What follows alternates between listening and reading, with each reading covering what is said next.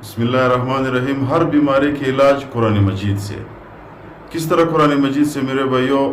قرآن مجید میں جو شفا ہے اللہ تعالیٰ فرماتے ہیں وَنُنَزِّلُ مِنَ الْقُرْآنِ مَا هُوَ شِفَاء۔ دوسری جگہ پہ فِيهِ هُدًى وَشِفَاءٌ لِمَا فِي الصُّدُورِ، یعنی بہت زیادہ آیتیں ہیں شفا کی اللہ تعالیٰ نے نازل کی ہے۔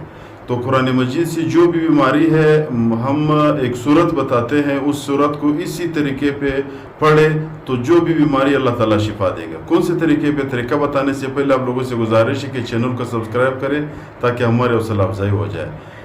قرآن مجید میں ایک صورت ہے سورۃ فاتحہ۔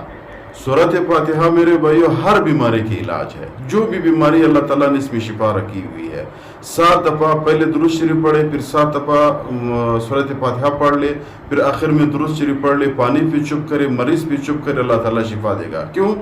قرآن مجید کی سورۃ فاتحہ ایک آیت نازل ہوا ہے، اللہ تعالیٰ فرماتے ہیں وَلَقَدْ آتَيْنَاكَ سَبْعًا مِنَ الْمَثَانِي وَالْقُرْآنِ الْعَظِيمِ۔ پیغمبر علیہ السلام کو اللہ تعالیٰ فرماتے ہیں میں نے آپ کو 7 آیتیں دی ہے اور ایک قرآن کریم دیا ہے، یعنی قرآن کریم کے ساتھ ساتھ اللہ تعالیٰ نے سورۃ فاتحہ دیا ہوا ہے۔ تو سورۃ فاتحہ کی عظمت اور ادھر سے اسی آیات سے بھی معلوم ہوتا ہے، اور فاتحہ کی بھی یہی معنی ہے۔ اکثر علماء، اکثر بزرگوں کی اتفاق اس پہ ہے کہ سورۃ فاتحہ ہر بیماری کی شفا اللہ تعالیٰ نے اسی سورۃ فاتحہ میں رکھی ہے۔ اور سورۃ فاتحہ سورۃ حاجات بھی اس کو کہتے ہیں۔ اگر کسی کو حاجت ہے تو 7 دفعہ پڑھے، 11 دفعہ پڑھے، 21 دفعہ پڑھے، اللہ تعالیٰ اسی سورۃ فاتحہ کی وجہ سے انسان کے حاجات کو بھی پورا کرتا ہے۔